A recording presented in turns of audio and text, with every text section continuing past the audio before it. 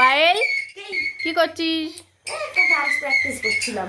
তো গাইসদের সাথে শেয়ার কর কি বললাম। এখন করবি না, পরে বলবি, কিন্তু বল খুশির খবরটা কি?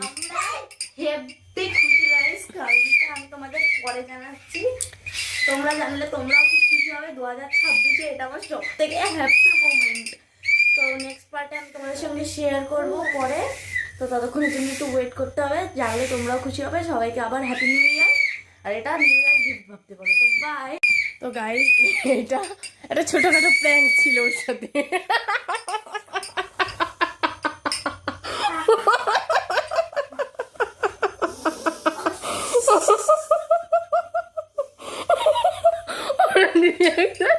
মানে যে খবরটা ওকে দিয়েছি খুব খুশি ছিল, কিন্তু এটা আমি ভেবেই রেখে এরকম ভাবে একটা ভিডিও করবো।